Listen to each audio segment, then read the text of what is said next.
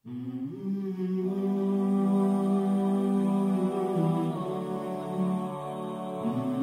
ini ramai ajakan untuk membaca Al-Quran one day one juz.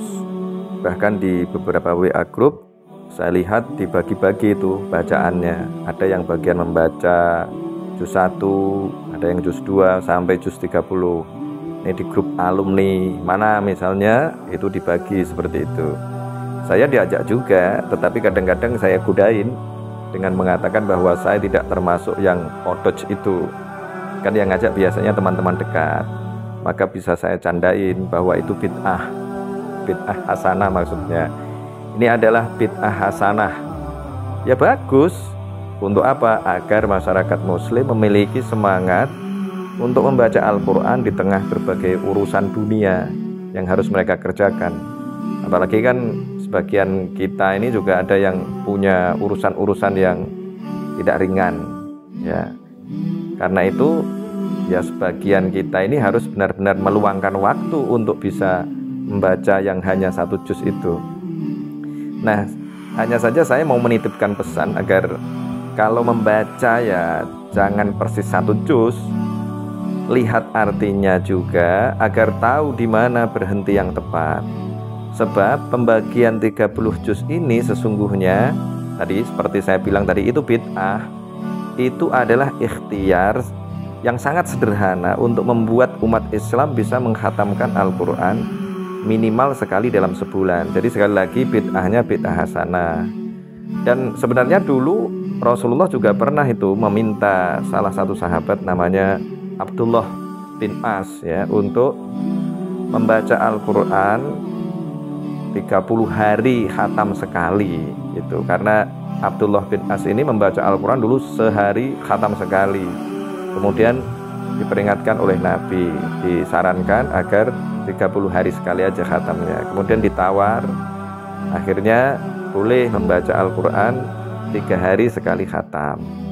Nah kalau sebulan tadi itu khatam sekali berarti 1 hari 1 juz. Kalau Al-Quran yang kita punya sekarang ini, kalau dulu kan belum dibagi menjadi 30 juz ya. Nah sebulan kan 30 hari, walaupun kadang-kadang juga 29 hari. Jadi pembagian ini benar-benar hanya untuk secara teknis memudahkan saja. Namun banyak ayat di ujung juz yang tidak tepat jika jadi titik pemberhentian bacaan. Kan hanya total Al-Quran kemudian dibagi 30 juz gitu aja, dibagi menjadi 30. Nah itu yang kemudian bisa menyebabkan ujung ayat, ujung juz ini sebenarnya belum cocok untuk diberhentikan. Jadi di ujung juz itu ada pesan yang diantaranya juga informasi tentang sesuatu yang diharamkan, yang belum sempurna, dan ada kisah yang juga belum sempurna. Karena itu kita harus perhatikan dengan baik. Contoh yang pertama adalah ayat di ujung juz 4 ya. Contoh kasus yang pertama itu tadi maksudnya pesan yang informasinya bahkan tentang pengharaman sesuatu tapi belum selesai, itu ada di juz 4 yang berisi tentang 13 perempuan yang diharamkan. Padahal sebenarnya Al-Quran menginginkan ada satu lagi perempuan yang diharamkan. Ini berada di ayat 1 juz 5. Berarti ini kan masalah kalau kita hentikan di akhir juz 4. Seolah-olah nanti hanya ada 13 saja perempuan yang diharamkan berdasarkan ayat yang pertama itu, hurrimat alaikum ummahatukum wa banatukum wa akhwatukum wa ammatukum wa khalatukum wa banatul akhi wa banatul ukhti wa ummahatukum allati arda'nakum wa akhwatukum minar radha'ati wa ummahatu nisaikum wa rabaibukum allati fi hujurikum min nisaikum allati dakhaltum bihin fa illam takunu dakhaltum bihinna fala junaha alaikum wa halailu abnaikum alladzina min aslabikum wa anta jama'u bainal ukhtaini illa ma qad salaf innallaha kana ghafurur rahima. Nah, tapi masih ada satu ayat di awal juz 5, wal muhsonatu minan nisa'i illa ma malakat aimanukum.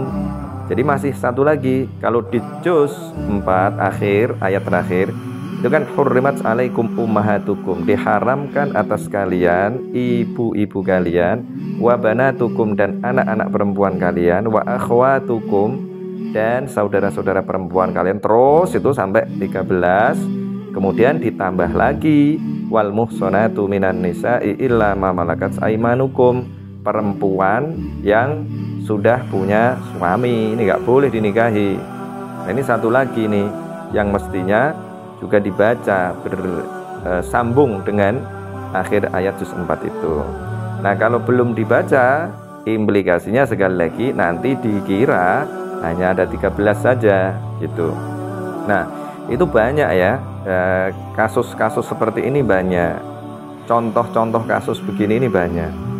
Contoh lagi nih, kasus yang kedua tentang kisah itu ada di akhir juz 15 yang menceritakan tentang kisah Nabi Musa dan Nabi Khidir. Itu kan ada pertemuan antara Nabi Musa dan Nabi Khidir yang dimulai dari Nabi Khidir melubangi kapal yang mau ditumpangi. Kemudian dia membunuh seorang anak kecil.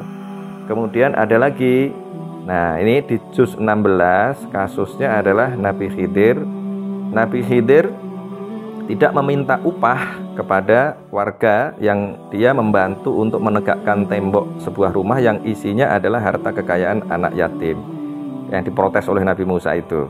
Nah, ini kan kisahnya berarti belum selesai ya. Nah, ini yang harus diperhatikan penuh, yang harus diperhatikan oleh pembaca agar tadi itu membaca Al-Quran dengan titik pemberhentian yang tepat. Nah, ada lagi di akhir juz 26 yang menceritakan tentang Nabi Ibrahim dan istrinya yang kedatangan tamu. Nah, tamunya ini malaikat yang memberikan informasi bahwa Nabi Ibrahim dan istrinya akan mendapatkan karunia seorang anak. Nah, itu kan juga belum selesai di akhir juz 26, belum selesai, dilanjutkan di juz 27. Ini kalau tidak dibaca sambung, tidak dilanjutkan, maka ada kisah yang terpenggal. Nah, cara agar mengetahui di mana berhenti yang paling tepat adalah gunakan bantuan Al-Quran terjemahan jika belum mampu berbahasa Arab, dan jadikan ini sebagai motivasi untuk belajar bahasa Arab. Sebab membaca Al-Quran tanpa mengerti artinya memang sudah kebaikan, tetapi kalau membaca disertai artinya, kita mengerti arti Al-Quran, maka itu akan lebih baik lagi. Sebab dengan mengerti artinya, walaupun tadi baru melalui terjemahan, kita akan sedikit-sedikit mampu untuk menangkap apa yang diinginkan oleh Al-Quran. Itu berarti petunjuk Al-Quran kita pahami, walaupun tentu saja masih sangat minimalis. Nah, kemudian dengan pemahaman yang minimalis tadi itu, kita bisa menjalankan Al-Quran.